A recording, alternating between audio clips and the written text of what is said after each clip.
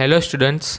आज हम उस बारे में बात करने जा रहे हैं जो कई बार हमें स्कूल और कोचिंग में नहीं बताया जाता है, जैसे कि why M U term invented, यानी कि इस टर्म की हमें ज़रूरत ही क्या है। सेकंड क्वेश्चन, जैसे कि why a one M U is equal to this value, मतलब यही वैल्यू क्यों है, इसके अलावा और कोई वैल्यू क्यों नहीं है। One M U is equal to, इसके अलावा कोई और भी वैल्यू हो सकती है 1.66 इंटू 10⁻24 ग्राम।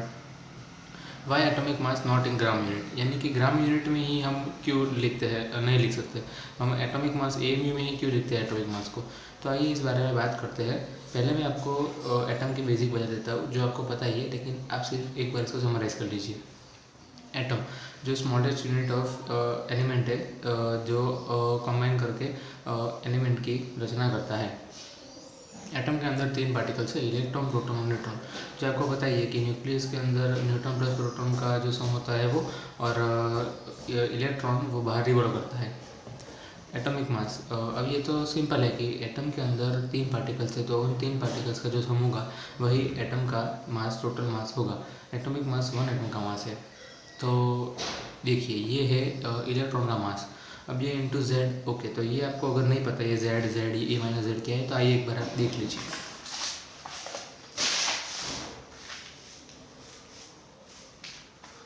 ये है एटम का प्रेजेंटेशन। हमें ये प्रेजेंटेशन की ज़रूरत ही क्या है। अब हर, जैसे कि कार्बन है तो कार्बन में 6 इलेक्ट्रॉन, 6 प्रोटॉन, 6 न्यूट्रॉन। अब हर बार तो हम लिखते नहीं रहेंगे ना कि कार्बन में इतने इलेक्ट्रॉन, इतने प्रोटॉन, इतने न्यूट्रॉन, ऑक्सीजन में इतने। तो हमने एक कॉमन ऐसा प्रेजेंटेशन तैयार किया है कि जिससे हम समझ सके कितने इलेक्ट्रॉन प्रोटॉन है। तो इसके लिए ये हम ऊपर ये ए लिखते हैं। A meaning neutron plus proton का जो सम की वैल्यू होती है वो हम ऊपर लिखते हैं, और नीचे जेड, जेड यानी कि प्रोटॉन और इलेक्ट्रॉन। हर एक एटम के अंदर प्रोटॉन और इलेक्ट्रॉन की वैल्यू सेम होती है, इसलिए जेड भी दोनों के लिए सेम है। ये आपको पता चल गया। तो देखिए, आइए पीछे चलते हैं।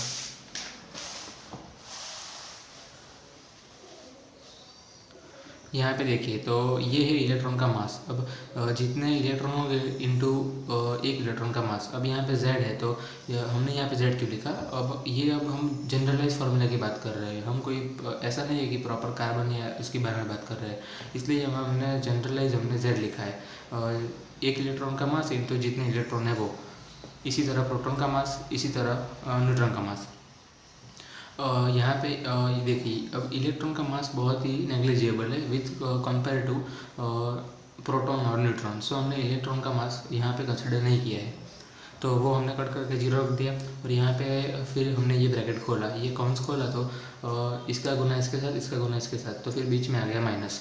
और ये है प्रोटॉन का मास जो ये था वो, और ये ब्रैकेट खोलने के बाद ये दोनों न्यूट्रॉन का मास। अब ये प्लस है, ये माइनस है, तो फिर हमने इस दोनों को कट कर दिया, ये दोनों टर्म कैंसिल हो गए और सिर्फ ये टर्म बचा जो न्यूट्रॉन का मास है, वही है हमारा atomic mass. Atomic mass is equal to this value. तो हमें ये पता चल गया है कि जो ये ए है, A is equal to neutron plus proton. तो हर एक एटम में न्यूट्रॉन प्लस प्रोटॉन की वैल्यू डिफर करेगी, लेकिन इस वैल्यू, ये वैल्यू तो कभी चेंज नहीं होगी। तो इसलिए हमने अपने कन्वीनियंस के लिए इस वैल्यू को एक नाम दे दिया, जो इसको हम बोलते हैं 1 AMU। देखिए, neutron and proton change by element, but this value not change. So for our convenience we consider 1 AMU or 1 unified mass is equal to this value in gram and this value in kilogram. अगर आपको ये पूरा concept समझ आ गया है तो आप इसके बारे में सोचिए। आप हम क्या करते हैं कि हम बोलते हैं ना कि हमसे क्वेश्चन नहीं हिलते। अगर आप एक JEE नीट स्टूडेंट हो तो कि हमसे क्वेश्चन नहीं हिलता, हमसे क्वेश्चन नहीं हो पा रहा है, तो इसका एक मेन रीज़न ये भी है कि हम अपने जब तक हमारा माइंड 100% क्लियर नहीं होगा तब तक हमारे क्वेश्चन हिलना बहुत मतलब टफ है, नहीं हिल सकते वो आपसे। ये सारे क्वेश्चन, ये सब कोई JEE नीट में ये सब पूछा नहीं जाता कि वाई AMU, ये सब कुछ नहीं पूछा जाता, लेकिन ये सब अपने कॉन्सेप्ट को क्लियर करने के लिए, एक माइंड में क्लियर, क्रिस्टल क्लियर डेफिनेशन के लिए हमें ये सब जानना बहुत ज़रूरी है। इसलिए मैं सारे के सारे मोल चैप्टर में जितने भी क्वेश्चंस हैं उसकी जो मैं खुद रिसर्च करके उसके बारे में आपको जितने भी है वो सारे बताने का मैं आपको पूरा ट्राई करूँगा। और आपको भी कोई ऐसे क्वेश्चन होते हैं तो आप ज़रूर बिना भूले कमेंट कर दीजिएगा, आप कमेंट का मैं 100% जवाब दूँगा। तो फिर आइए दूसरे सेकंड क्वेश्चन पे चलते हैं। Why we need relative atomic mass. अब आपने आगे वीडियो में देखा जैसे कि हमें एटॉमिक मास पता ही है, हमने इलेक्ट्रॉन प्रोटॉन न्यूट्रॉन का मास कैलकुलेट किया और उससे हमने ला दिया। तो फिर इसकी इस टर्म की ज़रूरत ही क्या है? हाँ मुझे पता है ये ग्राम ये सब हमें अच्छा नहीं लगता, रिलेटिव एटॉमिक मास या ग्राम एटॉमिक मास, लेकिन कोई नहीं, कन्फ्यूज मत होना, ये सब ईजी है सब कुछ, लेकिन एक बार समझना पड़ता है। ये सब बहुत सारे बच्चे क्या करते हैं, सीधा मतलब समझ लेते हैं रिलेटिव एटॉमिक मास में क्या, रिलेटिव एटॉमिक मास का मीनिंग क्या है, लेकिन हम ये नहीं समझते कि इसकी नीड ही क्या हुई हमें, क्योंकि हमें तो एटॉमिक मास पहले से पता है, तो फिर रिलेटिव का ये कॉन्सेप्ट ही कहाँ से आया। तो आइए इस बारे में बात करते हैं। Relative atomic mass was invented before we calculate electron proton neutron masses, so we use that trick, यानी कि कॉन्सेप्ट, यानी कि पहले के टाइम पे ऐसा नहीं था कि हमें इलेक्ट्रॉन प्रोटॉन और न्यूट्रॉन का मास पता था, हमें मास किसी का भी नहीं पता था, क्योंकि उस टाइम पे इतनी टेक्नोलॉजी नहीं थी कि हमें सारे के मास पता हो, हम कैलकुलेट कर सकें, क्योंकि इलेक्ट्रॉन तो नेकड आई से दिखता भी नहीं है, तो फिर हम कैसे उसका मास ढूंढ सकते हैं।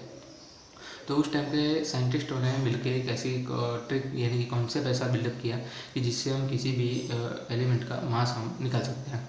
तो वो ट्रिक ऐसी थी, देखिए आप समझिए।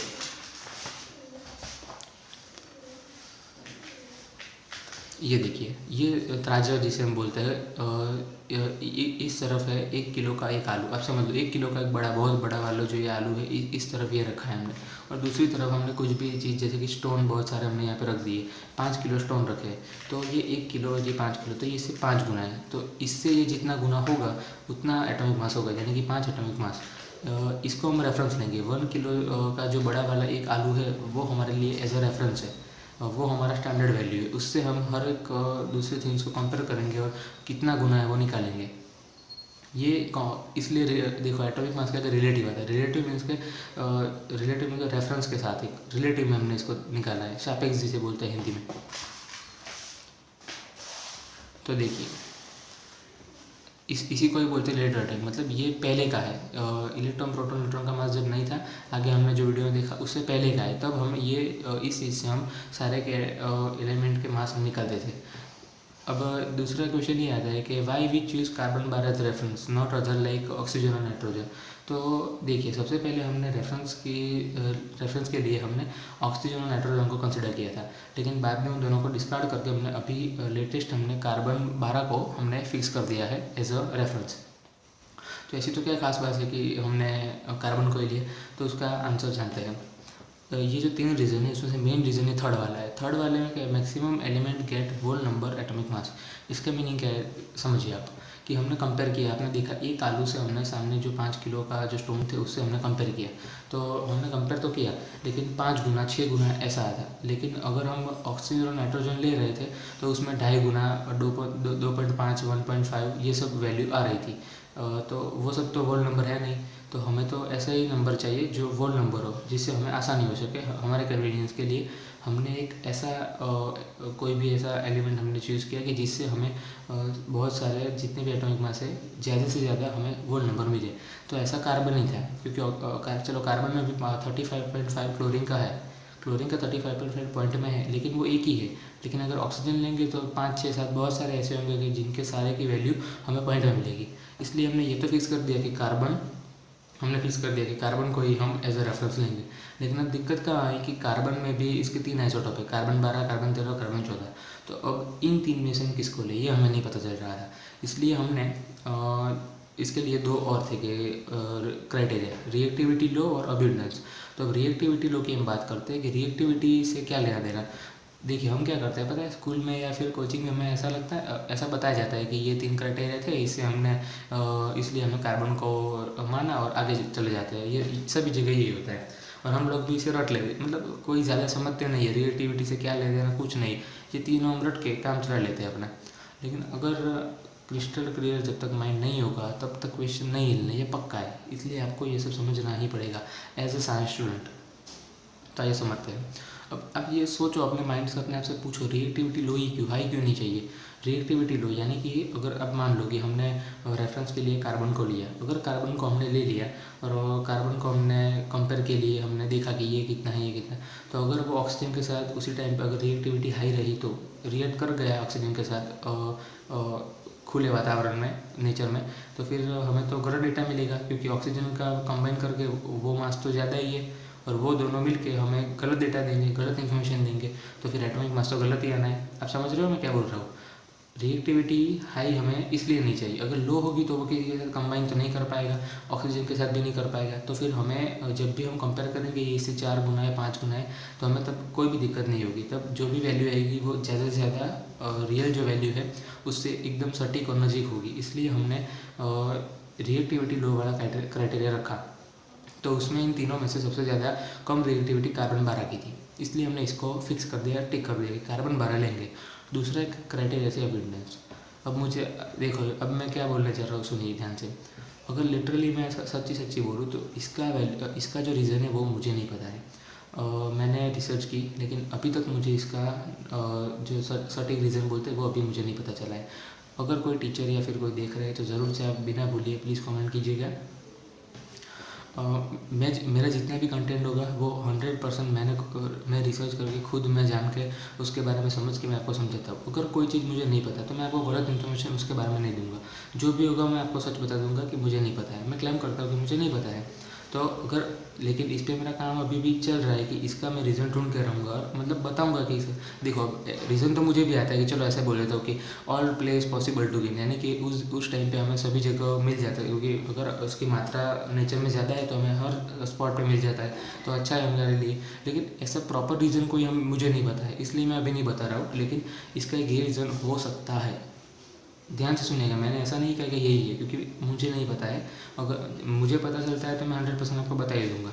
इसलिए ऐसा मत समझिए इसको नहीं पता है और ये पढ़ाने चला है। मुझे पता है आप ऐसा सोच रहे होंगे, लेकिन मुझे नहीं पता तो मैं आपको बता ही दूंगा कि ये मुझे नहीं पता। इसलिए मैंने इसको स्पेशल इसलिए हाईलाइट किया है येलो हाईलाइटर से, ताकि आपको पता चले कि मुझे इस बारे में इतना ज़्यादा नहीं पता है। जो एकदम जो बोलते हैं ना, जो 100% गारंटी वाला जो रीज़न होता है किसी भी चीज़ का, वो मुझे नहीं पता है। इसलिए इसको अभी पेंडिंग रखते हैं हम और आगे चलते हैं। तो देखिए अब जो ये है, तो ये जो है वो हम अगले नेक्स्ट वीडियो में करते हैं, क्योंकि इसकी अभी आगे मैं पूरे मूल चैप्टर में जितने भी ऐसे क्वेश्चंस है जो वाई वाले कि ऐसा क्यों, उस सारे के ऊपर मैं पूरा वीडियो बनाने वाला हूँ। जितने भी वीडियो बनेंगे हम बनाएंगे उसके ऊपर। आप सिर्फ एक काम कीजिए, आज से हर एक चीज़ में वाई पूछना स्टार्ट कर दीजिए। हर एक चीज़ में वाई, ऐसा क्यों आप पूछना स्टार्ट कर दीजिए।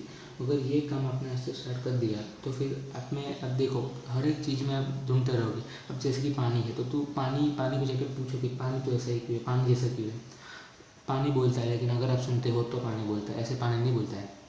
हर एक चीज़ में हर एक साइंस का फील लेना है हमें। फील अगर ये सब नहीं करोगे तो फील वाला फील नहीं आएगा फिर। इसलिए हमें हर एक चीज़ में वाई, और उसका आप ढूंढिए। इसमें 2-3 घंटे आप दीजिए सोचने में कि ऐसा क्यों, और पूरे दिन इसके बारे में सोचते रहिए। कुछ ना कुछ तो आपको ऐसा मिलेगा ही कि जिससे आपको 100% क्लैरिटी मिल जाएगी।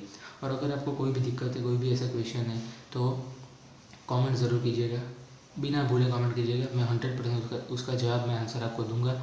और अगर आपको नहीं समझ आता है, कई बार बहुत सारी चीज़ें 5-6 बार समझ में नहीं आती है, इसमें कोई बड़ी बात नहीं है, लेकिन आप अपना ट्राई मत खोइएगा। जितनी भी देर लगे कोई बात नहीं, लेकिन आप समझने का ट्राई कीजिएगा। आपको कोई भी दिक्कत है इस पूरे वीडियो में, यहाँ तक कुछ भी दिक्कत है, एक जो मैंने 2 कॉन्सेप्ट समझाए, Y M is equal to this value, and दूसरा कि रिलेटिव एटॉमिक मास मतलब क्या है, इसकी नीड क्या है, इस सब में, और जो कार्बन 12 रेफरेंस, इन तीनों में कोई भी दिक्कत है तो आप ज़रूर बताइएगा। कुछ भी दिक्कत है आप कमेंट कर दीजिए।